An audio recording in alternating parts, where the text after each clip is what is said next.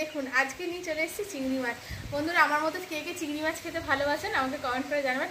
আজকে চিংড়ি মাছের যে রেসিপিটা বানাবো বন্ধুরা, এই রেসিপিটা দিয়ে এক থালা ভাত শুধু এই রেসিপিটা দিয়েই খাওয়া হয়ে যাবে বন্ধুরা। তো চলুন রেসিপিটা শুরু করে দিই। আর প্লিজ প্লিজ প্লিজ বন্ধুরা আপনারা ভিডিওটা প্রথম থেকে শেষ পর্যন্ত দেখবেন।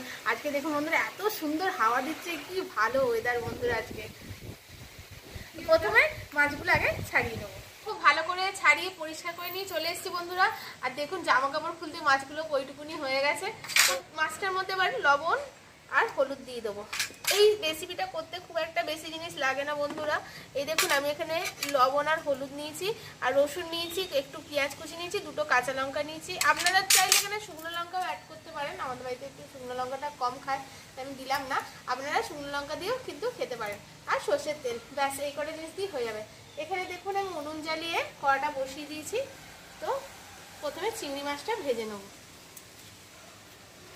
গরম হয়ে গেছে, এবার চিংড়ি মাছগুলো দিয়ে দেবো।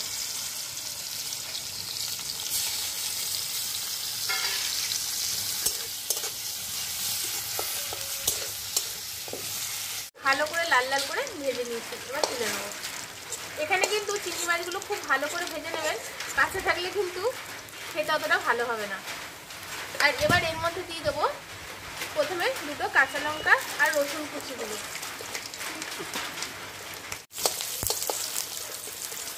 এগুলো একটু ভাজা ভাজা করে এবার এর মধ্যে দিয়ে দেবো পেঁয়াজ কুচিগুলো, দিয়ে হালকা একটু নুন দিয়ে দেবো, দিয়ে খুব সুন্দর করে ভাজা ভাজা করে নেবো।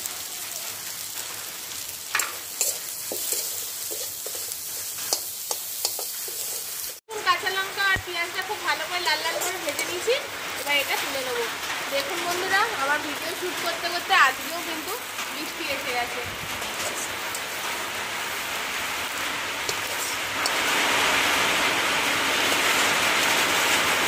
ভেজে নিয়েছি বন্ধুরা, আমার পরিবারে সকলে চিংড়ি মাছ খায় না তাই অল্প করেই করেছি। আর বন্ধুরা এবার এটা শিলে বেটে নেবো। আপনারা চাইলে কিন্তু এটাকে মিক্সিতেও পেস্ট করে নিতে পারেন, কিন্তু বলে না এই বাটা বুটি একটু শিলে খেতেই ভালো লাগে, তাই এখানে আমি শিলে বেটে দিচ্ছি।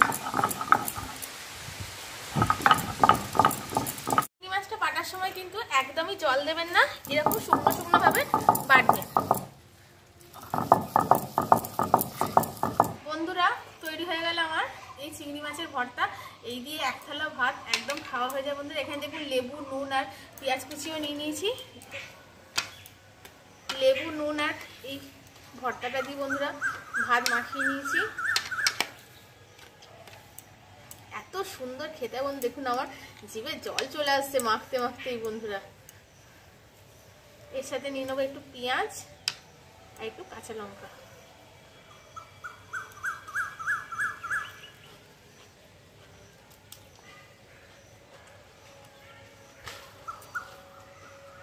অসাধারণ খেতে লাগছে বন্ধুরা, অসাধারণ, দারুণ দারুণ বন্ধুরা, ঝাল ঝাল টক টক বন্ধুরা, এত সুন্দর মুখের মধ্যে লাগছে না কি বলবো বন্ধুরা। আর বন্ধুরা এইরকম পদ্ধতিতে আপনারাও একবার চিংড়ি মাছের বাটা বা মাখা করে খান, তাহলে বুঝতে পারবেন এর টেস্টটা বা স্বাদটা কতটা। আর আমার চ্যানেল নিত্য নতুন রেসিপিতে প্লিজ বন্ধুরা আমার চ্যানেলটিকে সাবস্ক্রাইব করে শেয়ার, লাইক, কমেন্ট করে দেবেন। পাশে থেকে বেল আইকনটা প্রেস করে রাখবেন যাতে আমার দেওয়া ভিডিও সবার আগে আপনাদের কাছে পৌঁছে যায়। যারা ফেসবুক থেকে দেখছেন তারা ভালো লাগলে আমার পেজটিকে ফলো করে রাখবেন।